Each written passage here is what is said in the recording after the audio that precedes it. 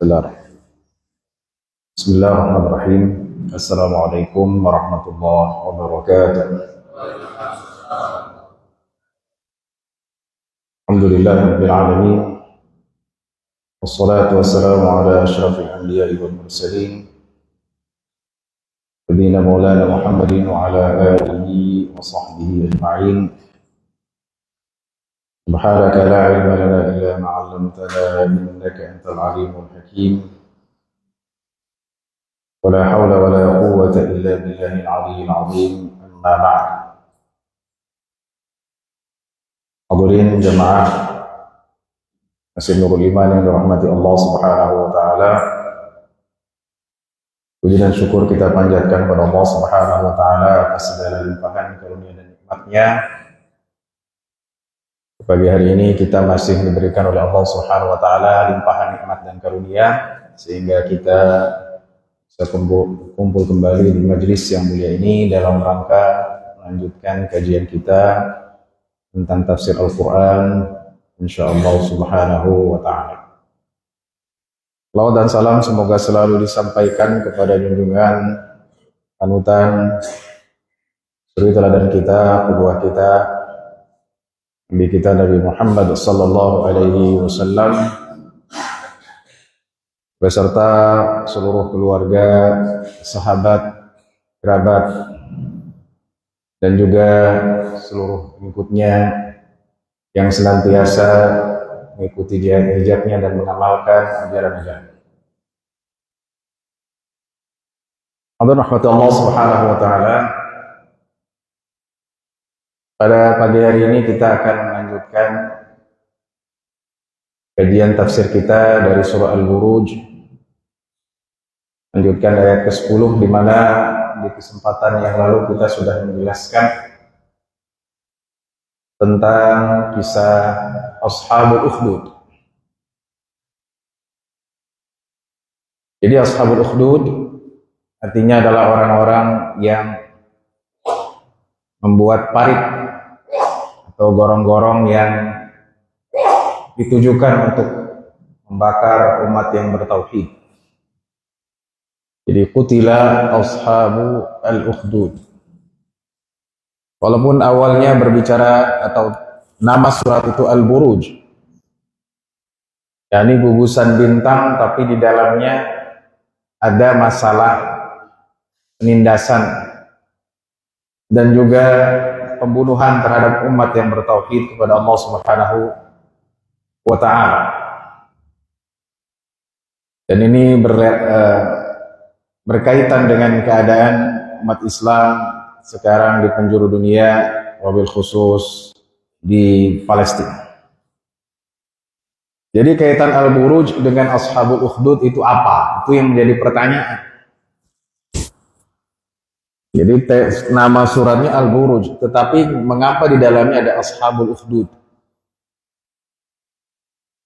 Kaitannya adalah bahwa Al-Buruj, bahwa gugusan bintang adalah penegasan tentang tanda Allah Subhanahu wa taala dan kekuasaannya. Bahwa alam semesta ini Allah yang menciptakan dan karena itu kalian harus menyembah Allah sebagaimana mestinya, mentauhidkannya, tidak kufur kepadanya. Dan balasan bagi orang yang tidak mau beriman kepadanya adalah apa? Adalah siksa Allah Subhanahu wa taala, apalagi menyiksa dan membunuh orang yang beriman. Tentunya kisahnya saya ulang sedikit supaya tidak lupa. Sedikit saja, yaitu di mana ada seorang pemuda yang dikader oleh penyihir di satu istana. Di mana istana ini punya seorang penyihir dan karena ia sudah tua maka ia yang mengkader. Maka diambillah seorang dari luar istana yang orang itu adalah seorang pemuda dan diajarkan setiap hari praktik sihir. Namun setiap kali ingin ke istana pemuda ini bertemu dengan seorang pendeta. Dan pendeta di sini adalah pendeta Bani Israil. Jadi sampai sini Bani Israil menjadi tema besar, tapi di sini konteksnya adalah konteks yang positif. Karena setiap kali pemuda ini melewati pendeta tersebut, ia mendengarkan ceramah dan nasihatnya, sehingga ia menjadi apa? Menjadi ragu. Setiap kali mau ke istana, dia telat. Kalau ditanya sama pihak istana, mengapa engkau telat? Maka jawabannya, tadi keluargaku ada urusan. Abasani ahli. Dan kalau mau pulang ke rumah, ditanya lagi, mengapa engkau telat? Ya. Maka pemuda ini mengatakan, habasani sahir. Tadi guru sihir saya lama ngajarin saya sehingga saya telat. Hingga setiap hari ya begitu, dia lelaki ini, pemuda ini menjadi ragu, mana yang saya pilih? Apakah yang saya pilih tukang sihir atau yang saya pilih adalah pendeta yang mengajarkan kepada tauhid, yang mengajarkan kepada Allah Subhanahu wa taala. Hingga suatu hari pemuda ini karena ragu, di jalanan ia menemui hewan yang besar, dabbah azimah. Tidak disebutkan apakah gajah atau dinosaurus ya. Pokoknya besar ya, sampai menutup jalan. Dan pemuda itu mengambil batu. Ia mengatakan, hari ini aku akan tahu siapa yang aku akan pilih, siapa yang lebih utama, pendeta atau ustadz ya, kita nyebutnya, atau tukang sihir. Kalau misalnya batu ini mematikan hewan besar ini, maka saya akan pilih pendeta. Dilemparlah batu itu dan ternyata betul, hanya dengan sekali lempar hewan besar tersebut mati. Maka ketika itu ia yakin dengan ajaran ya, pendeta, dan dia beriman kepada Allah Subhanahu wa taala. Ya, jadi kalau kita dengar kata pendeta untuk konteks zaman dahulu, itu tidak semuanya musyrik ya. Ini perlu kita pahami ya. Karena dulu minhumul mu'minuna wa aktsaruhumul fasiqun. Jelas. Jadi di antara mereka ada yang beriman. Tapi kalau sekarang udah jelas. Musyrik tidak beriman, tapi di zaman dulu, di zaman Nabi alaihi wassalatu wassalam, ada yang beriman. Mengajarkan kepada tauhid, menyembah Allah Subhanahu wa taala. Ya. Jadi poinnya di sini yang saya ingin sampaikan, bahwa sampai sini pemuda masih memiliki kekuatan. Nah, ini poin yang sudah kita perinci di kesempatan yang lalu ya. Cuman ketika ia datang ke istana ya, dan kemudian raja bilang bahwa ada jalisnya ya, ada penasehat. Jalis artinya teman dekat raja yang ia sakit ya, maka ia bilang, tolong sembuhkan penasehat saya. Maka ia datang kepada jalis tersebut dan mengatakan bahwa ya, saya ini sakit, sembuhkan saya. Kata pemuda, yang bisa menyembuhkan bukan saya tapi Allah. Maukah engkau kalau engkau sembuh nanti beriman kepada Tuhanku? Kata jalis tersebut, tentu ya, tentu, asal engkau sembuhkan dulu ya. Maka disembuhkan, maksudnya dengan izin Allah Subhanahu wa taala, dan kemudian penasihat tersebut mengatakan, amantu bi rabbil ghulam, aku percaya dengan Tuhan pemuda ini. Jadi disuruh beriman. Jadi sini dakwah. Tapi poinnya apa? Pemuda masih punya apa? Kekuatan. Ini sudah kita bahas, apakah kekuatannya harus dihilangkan atau gimana? Karena dia melekat di situ. Ya. Dia bisa menyembuhkan, tapi diajarkan di sini bahwa yang menyembuhkan adalah Allah Subhanahu wa taala, bukan dirinya. Sehingga pemuda itu pulang dan ketahuan oleh raja, ya. Kemudian tanya lagi, siapa yang menyembuhkanmu? Ya, kata jalis tersebut, kata penasihat tersebut, yang menyembuhkan adalah Tuhannya pemuda, ya. Maka mendengar itu raja marah. Karena selama ini yang namanya Tuhan adalah dirinya. Jadi dulu kita bisa mengambil faidah, para raja-raja, para penguasa, mereka menuhankan dirinya. Seperti Fir'aun, ma alimtu lakum min ilahin ghairi. Aku tidak pernah kenal ya ada Tuhan selain aku. Itu kata siapa? Kata Fir'aun ya. Demikian juga raja. Walaupun raja ini punya, ini poinnya Pak ya. Walaupun raja punya tukang sihir ya, yang dulu yang sudah pensiun, udah tua ya. Mungkin kalau PNS 58 ya. Ini berapa 60, 65 udahlah pensiun ya. Mana nih yang muda ya? Yang dulu dia punya ya tukang sihir, tapi tetap seorang raja merasa dirinya adalah Tuhan. Jadi dia berkuasa. Para tukang sihir ada di bawah kontrolnya, ada di bawah kekuasaan. Itu poinnya. Sebagaimana Fir'aun, nanti kita jelaskan sedikit. Ia juga memanggil tukang sihir. Tapi apakah ia mengatakan tukang sihir ini sakti? Tidak. Artinya mereka adalah Tuhan dan dewa? Tidak. Tapi siapa yang didewakan dan dituhankan adalah dirinya sendiri. Maka raja ini marah ya dan memaksa ya. Tarik ucapanmu, kata jalis tersebut, penasihat tersebut nggak mau. Saya nggak akan narik perkataan saya. Saya yakin bahwa yang menyembuhkan saya adalah Allah. Ya, karena tadi saya dibilang oleh pemuda, ya, tadi yang sudah dikader untuk yang bisa menyembuhkan, ya dia bilang bahwa yang menyembuhkan adalah Allah. Aku hanya perantara. Maka karena kesal, raja bilang, ya, karena nggak mau, ambil al-minsyar. Ya, minsyar itu artinya gergaji. Saya nggak tahu gergajinya apakah sama di tukang bangunan ya. Yang itu atau lebih besar ya. Ini gimana belinya gimana atau bikinnya seperti apa? Maka dia Pak, faja'ala syiqqahu nisfain. Ya, jadi badannya dibelah dua. Ya. Hingga ditarik pemuda, ya. Pemuda, kenapa engkau sampai seperti ini? Aku diajarkan oleh pendeta, oleh seorang ustadz, ya, seorang kiai Yahudi, Bani Israel, ya.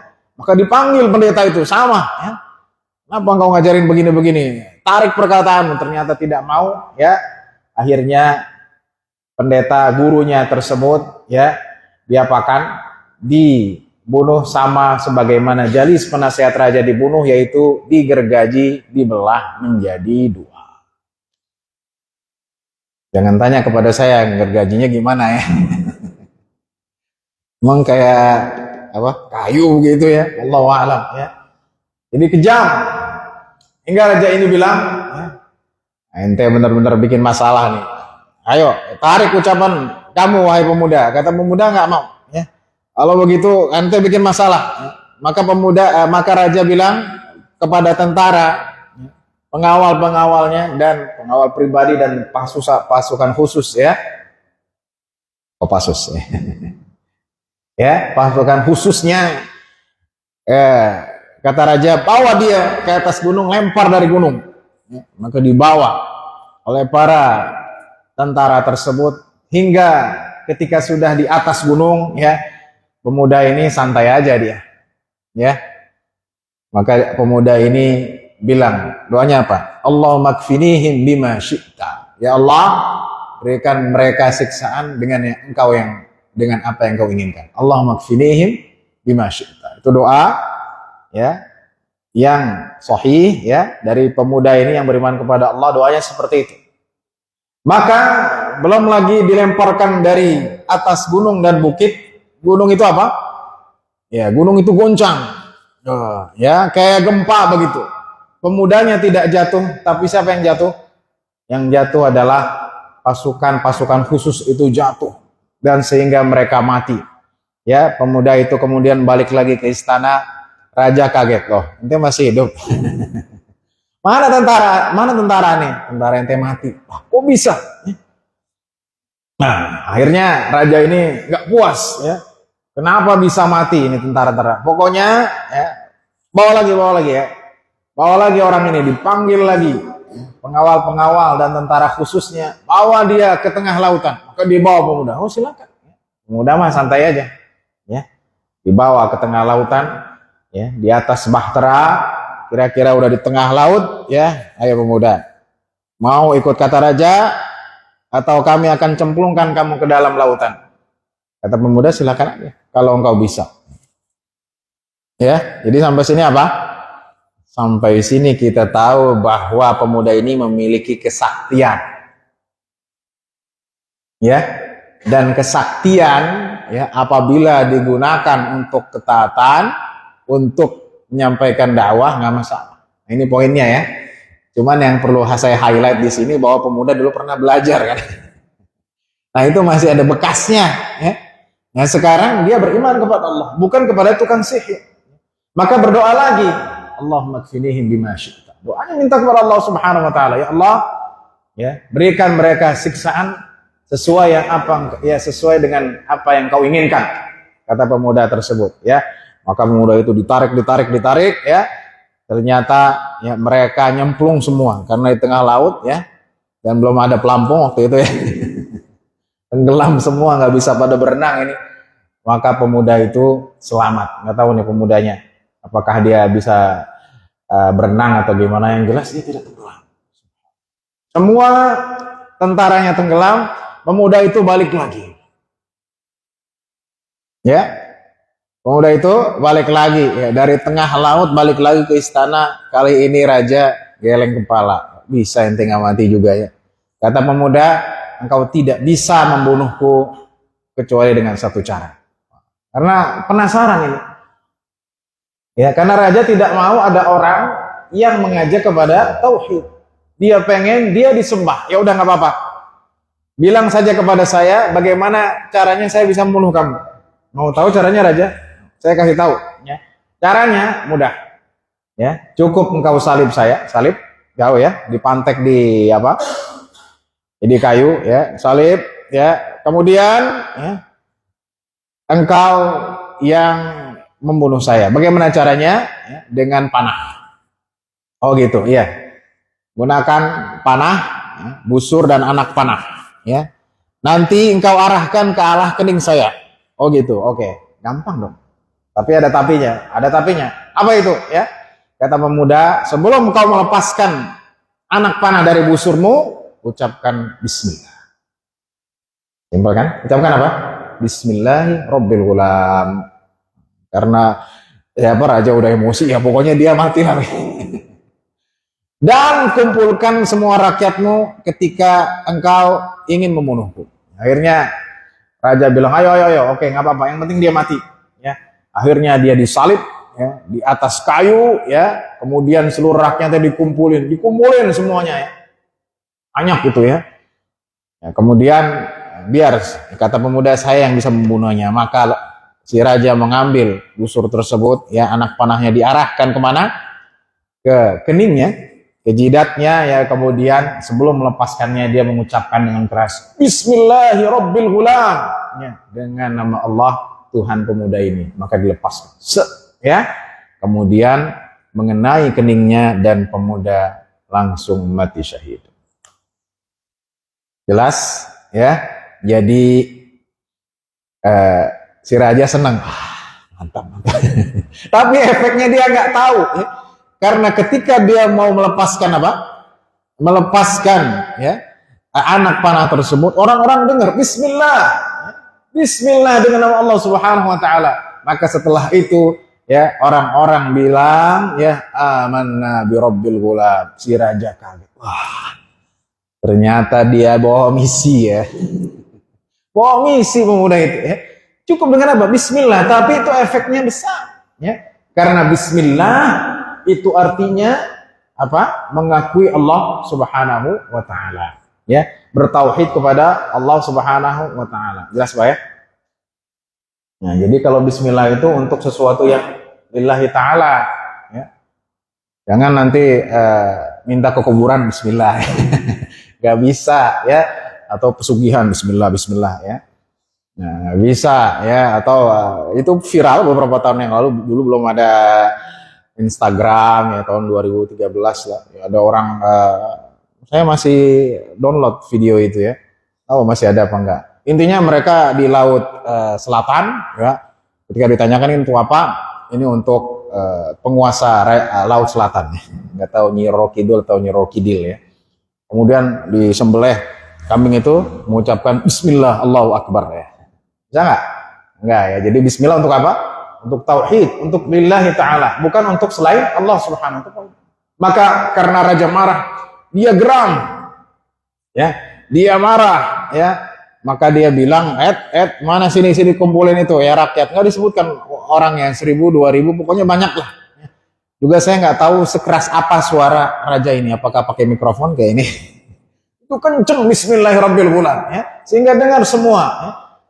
Mereka bilang amanna birabbil alamin. Hadisnya sahih ya, bisa dicek dalam Bukhari, Muslim dan lain-lainnya. Hadis ini sangat banyak ya.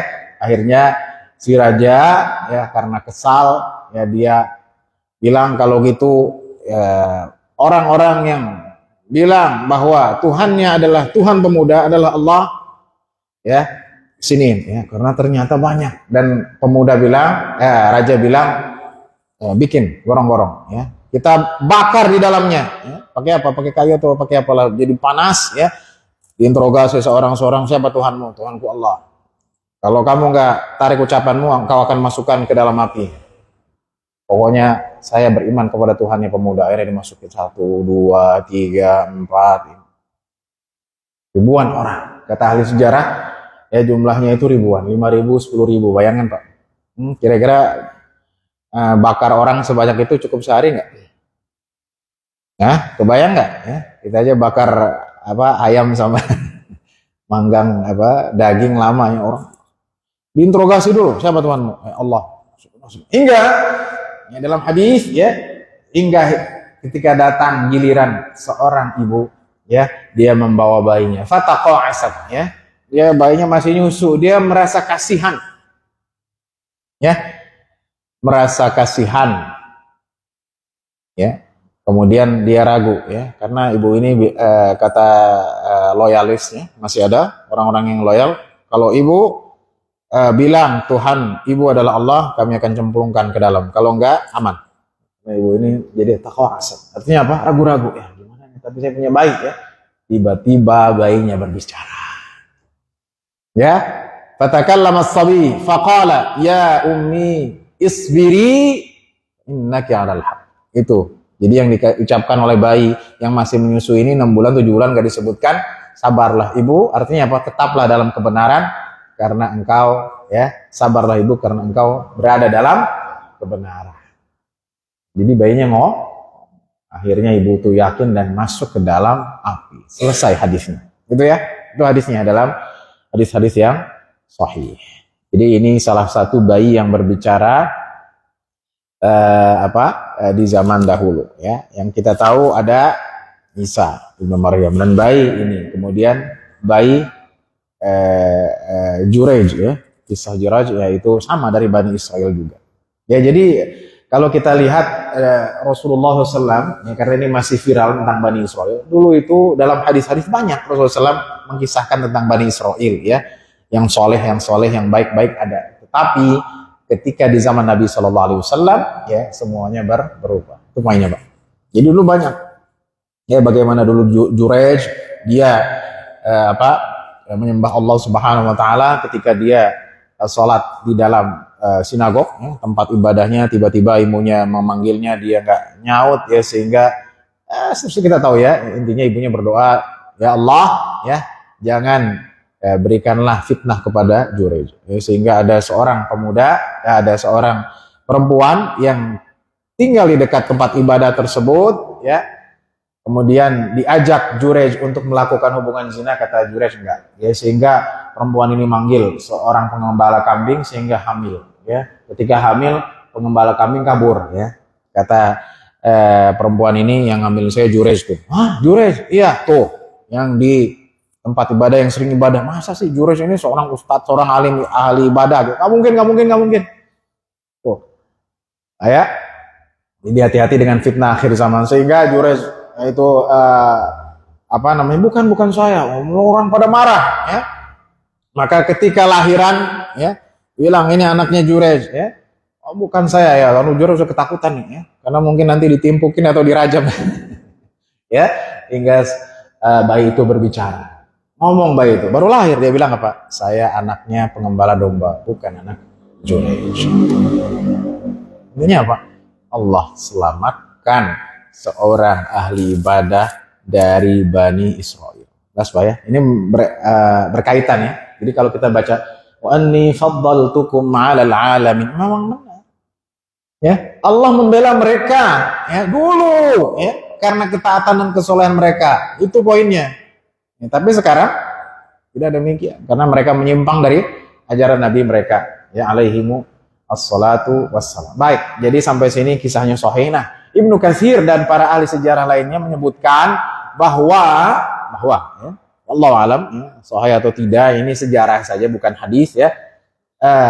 Di zaman khilafah Umar bin Khattab, pemuda ini jasadnya ditemukan masih awet. Ya, nggak tahu di mana, di sekitar Habasyah atau di dekat Yaman, intinya ditemukan ya, dan kemudian di keningnya ada tulisan nama Allah, kalimat tauhid. Allahu a'lam ya.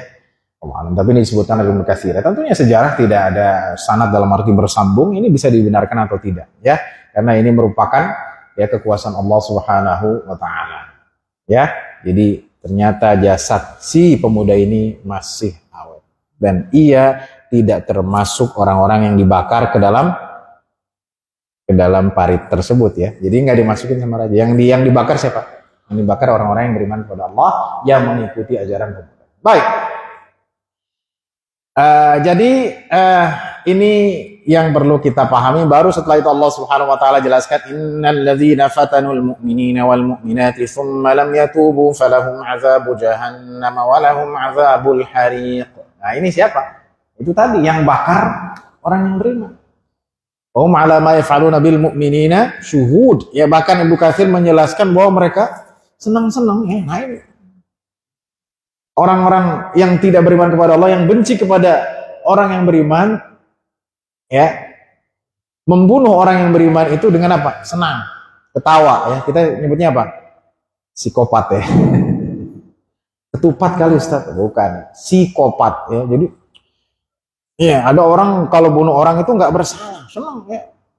Mereka duduk sama raja dibakar semua itu ya. Kata Allah Subhanahu wa taala, siapa saja sesungguhnya orang yang menyiksa orang yang beriman, laki-laki dan perempuan, kemudian mereka tidak bertobat, maka mereka akan mendapatkan azab jahannam ya, dan mereka akan mendapatkan siksa apa? Al-hariq. Nah, ini poinnya di sini. Allah mengatakan siksa jahannam dan siksa api, begitu kan? Apa bedanya dengan jahanam dengan hariq? Kan begitu kan? Sama-sama api, begitu kan? Poinnya adalah kata ulama bahwa mereka ditimpakan siksa di dunia sebelum siksa di akhirat, dan siksa kepada mereka di dunia sama seperti mereka menyiksa dan membunuh orang yang beriman.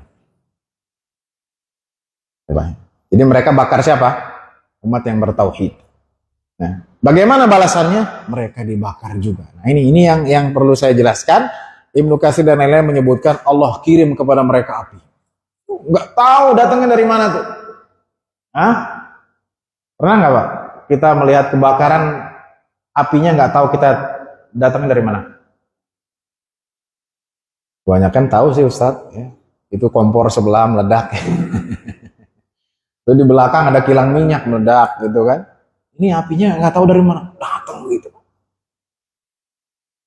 Gimana tuh? Atau misalnya seperti di negara barat, di Australia atau di Amerika, kalau lagi musim panas, ya, itu hutannya kebakar sendiri. Nah, ada satu tempat, kalau nggak salah di Iran, ya, itu tempat terpanas di dunia. Silahkan dilihat di YouTube, sekarang kan udah banyak. Ya. Itu kalau nggak salah ya, panasnya itu sampai kalau nggak salah ya 75 derajat Celcius. Hah? Kalau masuk situ harus bawa kipas. Ya. Kalau bisa bawa AC. Ini masuk situ sendal ya, ada liputannya. Sekarang banyak ya di YouTube, ini bagus ya, bisa menyebarkan info. Tentunya bukan yang hoax. Ya, ini memang jadi ada negara terpanas. Tempat terpanas itu di Iran, 75 derajat Celcius. Tempat terdingin itu di Rusia, Yakuts namanya, itu 70 derajat ya di bawah Celcius minus. Jadi kalau ke tempat yang panas ini ya, pakai sendal kata dia, itu sendalnya meleleh, coba.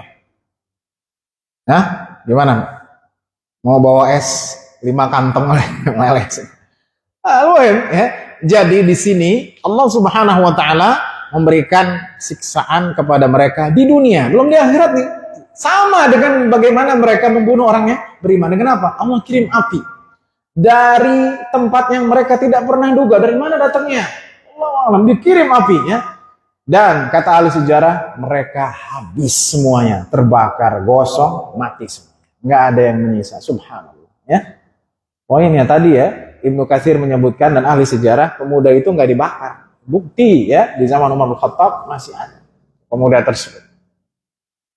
Ya. Nah, dari ayat ini ada pecahan fikihnya. Pecahan fikihnya apa? Pecahan fikihnya adalah hukum kisos. Ya, bagaimana menghukum kisos, yaitu hukuman bagi orang yang menghilangkan nyawa. Ya, apakah dengan al-qawad, yaitu dengan dipancung, atau dengan cara sebagaimana dia membunuh orang, gitu ya. Menurut jumhur dia dipancung, tapi menurut Abu Hanifah ya sama. Kalau dia bunuh orang pakai pisau ya juga dipisau juga. Kalau dia pakai api ya di api juga ya. Nah, cuman ada larangan Rasulullah SAW ya, bahwa tidak boleh seseorang la tu'adzibu bi'azabillah. Jangan kau menyiksa orang dengan siksaan Allah itu pakai api. Terus.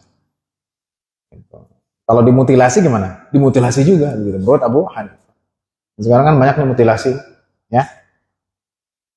Orang keluar dari hotel bawa koper gitu. Wah, kopernya gede amat, Pak. Baju ya. Tiba-tiba dibuka manusia, nauzubillah min dzalik. Serem orang sekarang ya. Baik. Innal ladzina fatunul mu'minina wal mu'minati tsumma lam yatubu falahum 'adzabu jahannam wa lahum 'adzabul hariq. Ya. Jadi nanti di akhirat mereka dapat api lagi. An-naru yu'raduna 'alaiha ghuduwan wa 'ashiyya. Yauma taqumus sa'atu adkhilu ala fir'auna ashaddal 'adzab.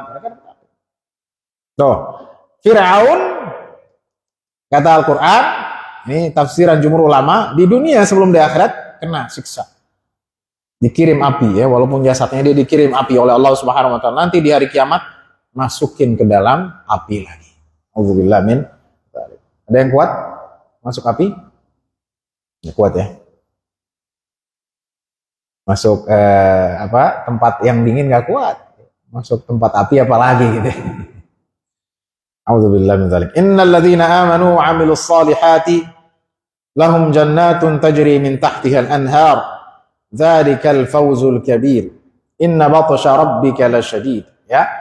Jadi sebaliknya orang yang beriman dan beramal saleh ya, maka mereka akan mendapatkan surga yang mengalir di bawahnya ya, sungai-sungai.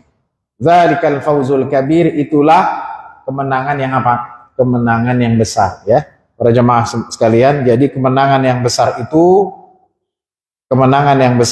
bukanlah kalau kita dagang kita sukses, bukan. Kalau kita dapat uang banyak, bukan. Kalau kita jadi DPR, bukan. 2024 ya. Siapa yang mau jadi caleg, gitu kan? Tetapi kemenangan yang hakiki adalah kemenangan yang besar adalah ketika kita apa? Ketika kita mendapatkan surga. Pengen dapat surga? Kalau mau pengen dapat surga, ya, tapi nggak mau beramal. Gimana bro? Ente mau masuk surga? Pengen. Amalan udah apa aja? Belum sih, baru mimpi doang. Ya. Jadi jangan, karena kita ingin mendapatkan surga maka kita harus sungguh-sungguh. Jannatin tajri, lahum jannatun tajri min tahtihal anhar. Ya, mengalir di bawahnya sungai-sungai, ya, sungai yang sangat bersih, yang sangat jernih, yang tidak terkontaminasi, ya, yang kalau bawa langsung ambil, jadi nggak perlu pakai botol ya, langsung ambil aja, ya, kayak Ciliwung tahun 1900, ya. dulu sungai-sungai Jakarta, sekarang banyak di YouTube bagus tuh, ada tuh dokumentasi Jakarta tahun 1800, 1900 ya, orang-orang masih mandi di sana ya, nyuci baju di sana. Sekarang ada yang berani nyuci baju di masuk ke Ciliwung, keluarin baju langsung coklat gitu ya. Ya, tapi di surga nanti lahum jannatun tajri min tahtihal anhar. Ada yang nanya kepada saya, gimana ada nyuci baju nggak di surga ya? Semua di surga semuanya bersih. Tidak ada yang kotor, kata Rasulullah SAW. Ya, perempuan-perempuan surga ya tidak akan hamil, ya, tidak akan haid, ya, tidak akan mengeluarkan ya, air seni. Jadi nggak ada, di surga itu bersih. Terus kalau aneh makan, nanti kalau perut aneh kenyang gimana Ustaz? Wallahu alam, mungkin keluar jadi apa? Jadi parfum begitu ya. Ya, jadi tidak ada yang kotor di surga, semuanya bersih. Emang Ustaz udah pernah ke sana? Belum pernah. Coba dong survei ke sana. Nah ini sering saya sampaikan bahwa apa? Bahwa inti daripada keimanan itu apa? Inti daripada keimanan itu adalah keyakinan kepada sesuatu yang abstrak. Surga ada yang pernah lihat? Yang pernah. Katanya jannatun tajri min tahtihal anhar. Terus katanya orang di surga nggak akan buang air besar, nggak akan buang kecil, pernah ngerasain? Tapi kita yakin. Itu adalah inti keimanan. Ya. Kalau kita mencari, ya, mencari agama, mendalami agama, tapi kita ingin fisik, nggak akan dapat. Benar nggak? Iya, kamu akan dapat pahala. Pahalanya dimasukin rekeningannya aja deh. Nanti pas buat lebaran lumayan 50 juta bisa dicairkan kan? Ada nggak begitu? Nggak ada. Ya, jadi abstrak. Ini yang disebut dengan al-ghaib. Ya, kita nggak bisa melihat, nggak bisa merasa. Ya. Allah diuangin ya rekening dosa ya, udahlah. Nanti aneh tebus, ya aneh bayar, bisa nggak? Dosa ini ada 10.000 nih, aneh bayar 100.000, impas ya? Enggak, ya. Baik, innal ladzina amanu wa 'amilus solihati lahum jannatin tajri min tahtiha al-anhar dzalikal fawzul kabir. Inna batsya rabbika lasyadid. Sesungguhnya siksaan Allah, siksaan Tuhanmu sangatlah dahsyat, sangatlah keras. Innahu huwa yubdi'u wa yu'id. Dialah yang memulai ciptaan dan dialah yang mengembalikannya. Nah, jadi ini maksudnya dalam pengajian-pengajian kita, kadang kita fokus gitu. Bagus hukum gitu kan. Hadis bagus, tapi kita juga harus ingat penciptaan. Bagaimana Allah memulai kemudian mengembalikan? Coba, pernah nggak kita pikirin, kok bisa ya Allah ya menciptakan orang sebanyak ini, terus alam semesta seluas ini, langit sebesar ini ya, lautan sebanyak itu airnya. Pernah nggak kita merenungkan itu? Dari lautan. Nah, sekarang ada yang lagi bukan viral sih, belakangan ada namanya blue economy. Ya, ini nggak ada di tafsir ya, cuma tambahan aja. Jadi blue economy itu adalah apa? Ekonomi yang berbasis maritim. Ini bahkan ada yang ingin menulis masalah ini, bagus ya. Jadi nanti perdagangan di laut ya, makanan basisnya laut ya, perhiasan dari laut, banyak. Selama ini kan kita di darat aja kan? Iya, mungkin nanti ada terminal-terminal di laut ya. Iya, belum tereksplor. Gimana Allah menciptakan laut ini? Ya, dengan kekayaan di dalamnya. Ya, innahu wa yubdi'u wa yu'id. Jika Allah Subhanahu wa taala bisa menciptakan ini, bagi Allah mengembalikannya, wa huwa ahwanu alaih, kata Al-Qur'an. Lebih mudah. Menciptakan surga, menciptakan ya neraka, Allah bagi Allah mudah. Wa huwal ghafuru al-wadud. Dialah yang apa? Yang maha pengampun, al-wadud, yang maha menyayangi, mencintai. Sesuai dengan kemuliaan Allah Subhanahu wa taala. Jadi Allah mencintai hambanya. Allah maha mengampuni. Benar nggak? Berapa banyak dosa yang kita lakukan, tapi Allah ampuni lagi. Tuh, Bani Israel, lagi-lagi Bani Israel. Berapa kali melakukan dosa? Ya. Maka kata Allah Subhanahu wa taala, "Tsumma afauna ankum min ba'di dzalik, tsumma afauna ankum min ba'di mautikum," gitu kan. Kami maafkan kamu, kami maaf. Itu Bani Israel ya. Ngelakuin dosa lagi dimaafkan. Ya. Lalu setelah itu mereka mendapatkan siksaan dari Allah Subhanahu wa taala. Gimana kita melakukan dosa ya? Kita juga melakukan dosa, Allah ampuni lagi, melakukan dosa, ampuni lagi ya. Al-Ghafur ya, yang maha mengampuni. Al-Wadud, yang maha mencintai ya. Jadi Allah mencintai hambanya ya, kalau hambanya taat kepadanya, Allah akan ampuni dosanya. Itu ya. Kalau kita hitung dosa kita, banyak nggak Pak? Banyak. Ya, dosa kita 1, 2, 3, 4 ya. Jadi yang kita hitung itu jangan uang aja. Uang ente berapa hari ini? Banyak nih yang merah. Dosa ente berapa? Aneh nggak ingat. Kayaknya ini nggak melakukan dosa hari ini. Ya. Wa huwal ghafurul wadud dzul arsy al majid. Dialah yang memiliki arsy, ya. Singgasana yang mulia, ya. Jadi kita meyakini Allah Subhanahu wa taala memiliki singgasana itu, ya, dan beliau istiwa di atasnya. Enggak ada masalah, ya. Sebagian orang menganggap susah gimana? Karena kita terlalu banyak apa? Memasukkan akal, jadi kita nggak nyampe, ya. Ya, tapi kalau kita meyakini selesai. Kan tadi basicnya iman itu apa? Keyakinan. Kalau kita pikir pakai logika, nggak masuk. Gini, salah satu yang sering ditanyakan kepada saya gitu, Allah itu maha penyayang gitu kan. Tetapi mengapa Allah menciptakan kita gitu kan? Padahal kita nggak pengen hidup. Benar kan? Emang kita dulu pernah bilang ke emak, mak, pokoknya nanti jangan aneh sampai lahir ya. Enggak kan? Kita lahir. Ada pilihan nggak? Tiba-tiba lahir aja begitu. Allah nggak adil dong. Kalau kita pikir pakai logika nggak masuk. Gitu.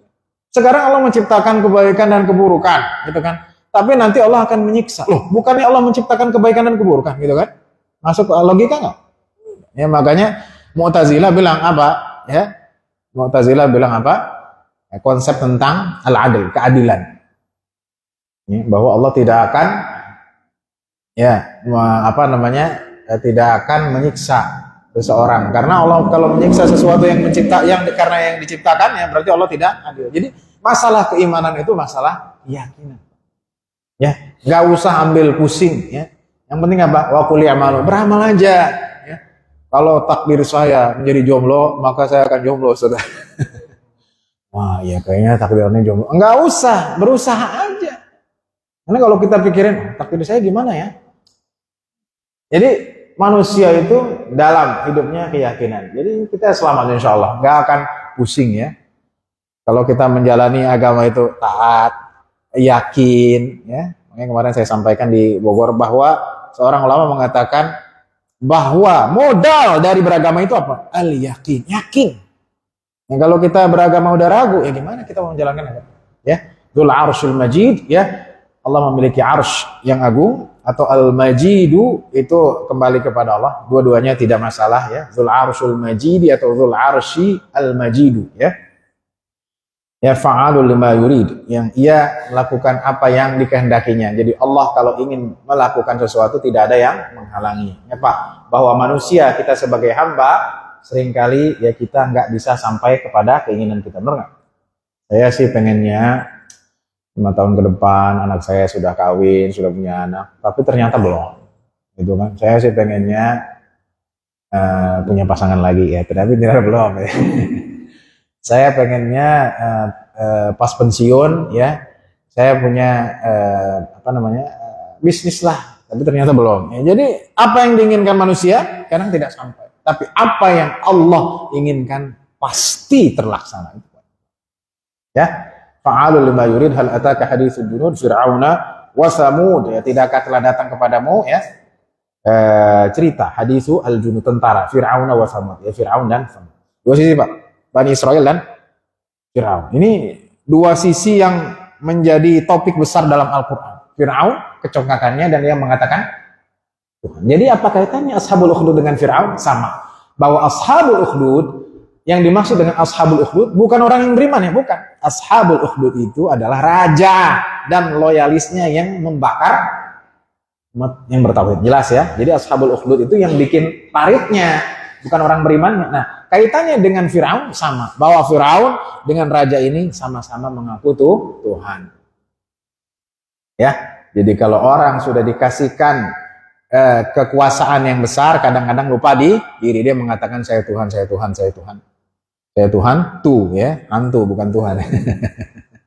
Ya, merasa berkuasa. Limanil mulkul yaum, nanti di hari akhir Allah akan mengatakan siapa yang menjadi raja di hari ini, enggak ada. Ya. Karena semua orang di hari kiamat diam. Ketika Allah mengatakan siapa yang mengaku dirinya raja, enggak ada yang ngomong. Dan tidak ada memang yang sanggup. Subhanahu wa ta'ala. Ya, fa'alul lima yurid hal ataka haditsul junud fir'auna wa samud. Jadi Fir'aun dan Samud.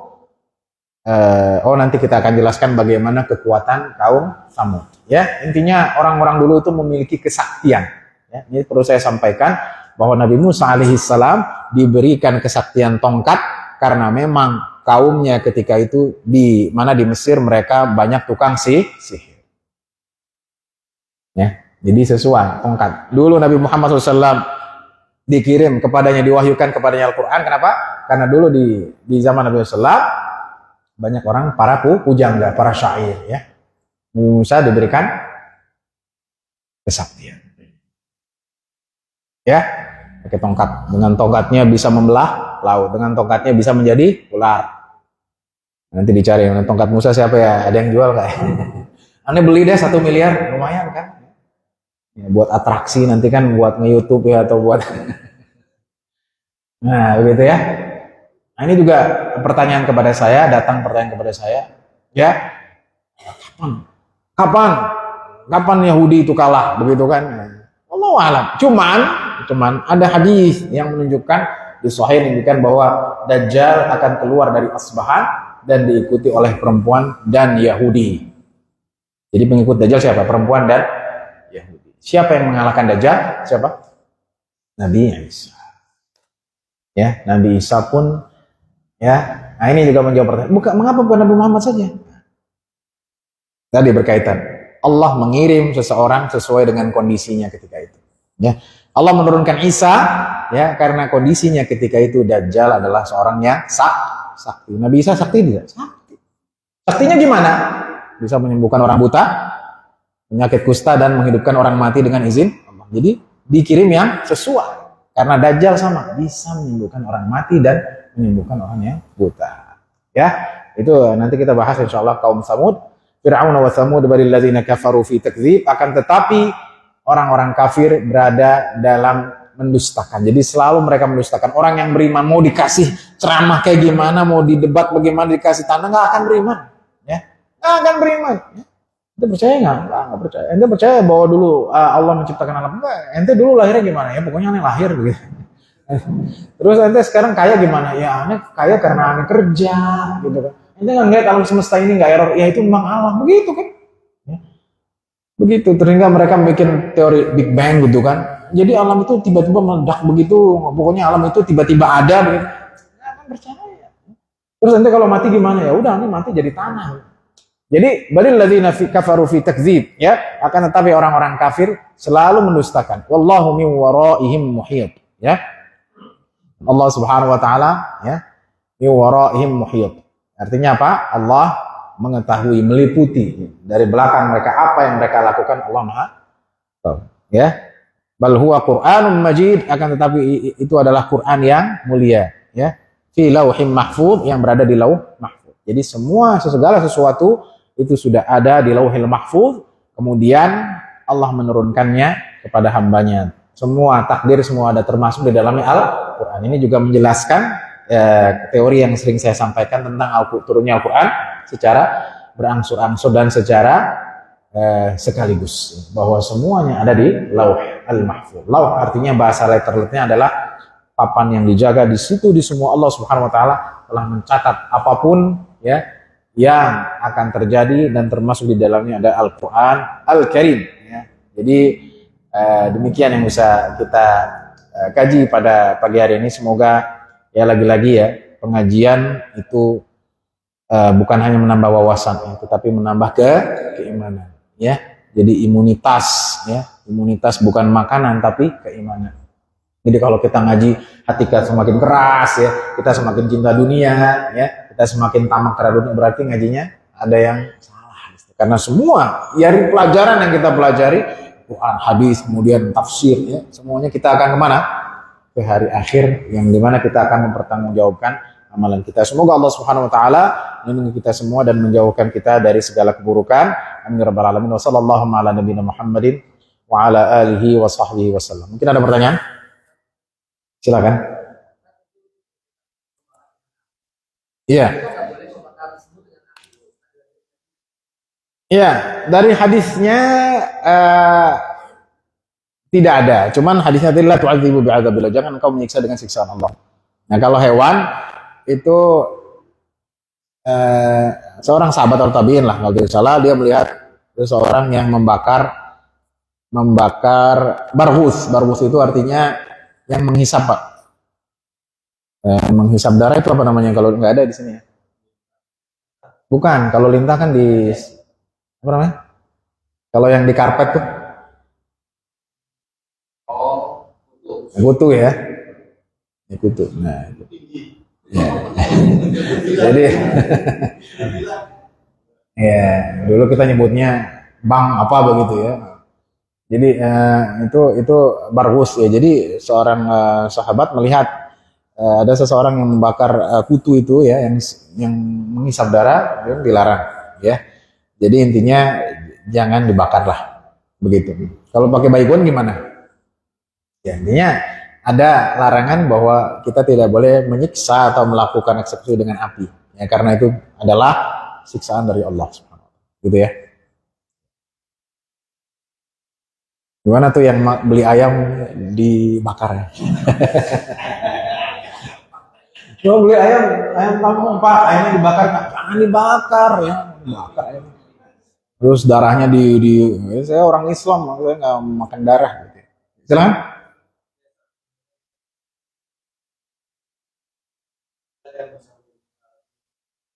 Iya betul.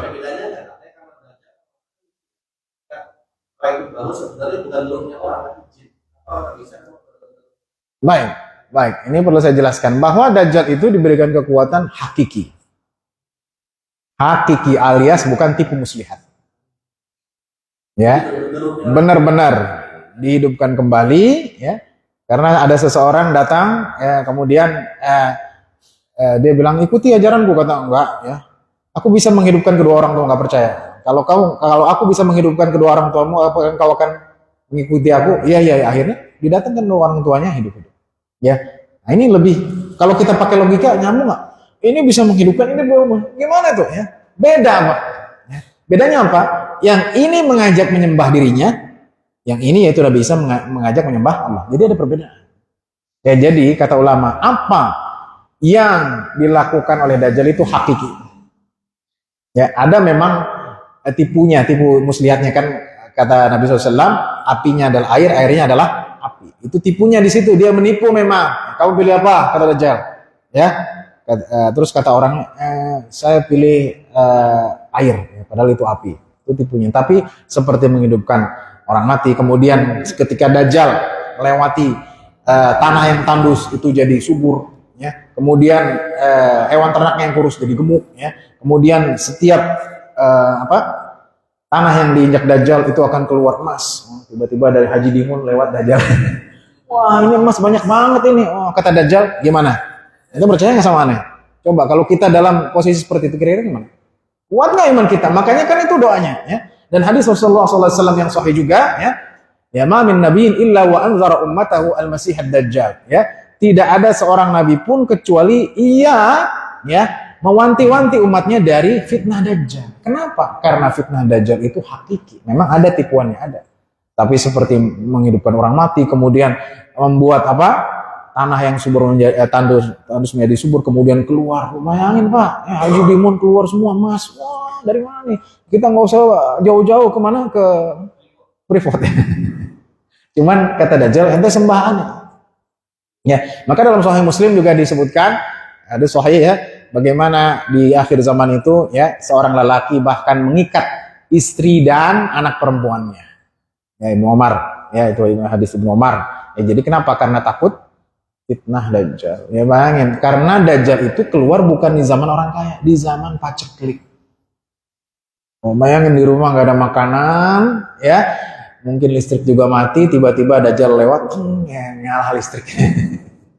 Kemudian di depan rumah mas-mas bergelimpangan, ya coba kuat nggak istri kita dan anak kita? Nah, kita nggak makan nih, ya udah kita ikut Dajjal aja lah. Lagi susah begini. Makanya yang diberikan oleh Allah kepada Dajjal itu hakiki ya, yang akan menyembuhkan orang hidup. Kemudian dia akan setiap kali dia bilang hujan turunlah. Coba ya, ini coba kalau kita dalam posisi seperti itu, makanya Allah kirim siapa? Nabi Isa. Ya. Dan dalam Sahih Muslim disebutkan, ini jarang dibahas Pak, karena masih ada sebagian di antara kita menganggap ya hadis-hadis ini ahad lah. Ya. Ahad artinya ya mungkin bisa diyakini atau tidak. Padahal hadisnya sahih. Ya. Bagaimana Nabi Isa ya membunuh Dajjal kenapa? Bihirbati dengan apa? Dengan tombak. Gitu. Sehingga ada pertanyaan kepada saya, Ustaz, berarti nanti di akhir zaman teknologi hancur dong? Bisa jadi. Karena semua hadis-hadis akhir zaman yang disebutkan apa? Panah, tombak ya. Nggak ada lagi apa namanya? Tank, rudal skut. Allah. Ada lagi? Silakan. Dan kemudian tadi, kemudian tadi kan belajar kafir Iya. dan belajar ilmu sihir. Iya. Ya, untuk kita kan wajib belajar kafir. Untuk belajar kesyirikan sihir itu kita perlu ilmunya atau tidak? Iya, bagus. Bagus. Hanya ilmu untuk bahwa itu membatalkan kafir. Bagus. Pertama tentunya dalam kasus pemuda ini dia belajar sebelum belajar dari ustadz kan, dari pendeta kan. Jadi dia masih ada sisanya. Cuman diarahkan. Gitu kan. Yang kedua ada firman Allah Subhanahu wa taala dalam kisah Harut dan Marut ya. Bukan Carut Marut bukan, Harut dan Marut ya. Gitu kan? Kata Al-Qur'an wattaba'a ma tatlu syayatin 'ala mulki Sulaiman wa ma kafara Sulaiman walakinna syayatina kafaru yu'allimuna as-sihra wa unzila 'alal malakaini bi Babil Harut wa Marut wa yu'allimani min ahadin hatta yaqula innama nahnu fitnatun fala takfur. Ya, jadi di sini dikatakan oleh ulama mempelajari sesuatu yang sihir itu untuk diketahui saja, bukan untuk dipraktikkan.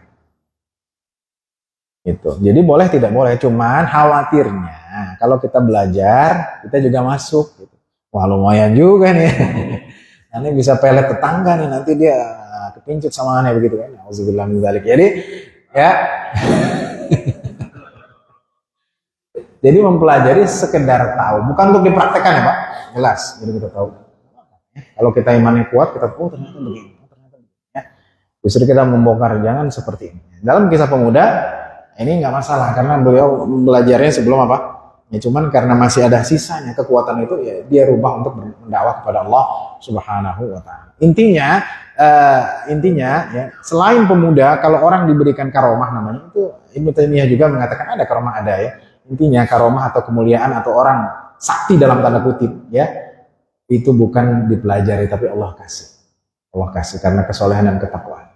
Jelas ya? Dan tidak ada eksploitasi.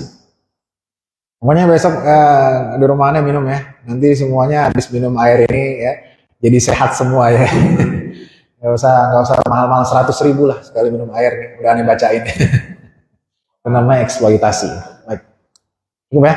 Baik, semoga kita bisa memahaminya dan insya Allah kita bertemu lagi di kesempatan yang datang. Semoga Bapak dan Ibu sehat-sehat semua, ya, panjang umur ya, dan kita dijauhkan dari keburukan dan segala hal-hal yang tidak baik. Amin rabbal alamin. Wassallallahu ala nabiyina Muhammadin wa ala alihi wasallam. Subhanakallahumma hamdika asyhadu an la ilaha illa anta astaghfiruka wa atubu ilaik. Wassalamualaikum warahmatullahi wabarakatuh.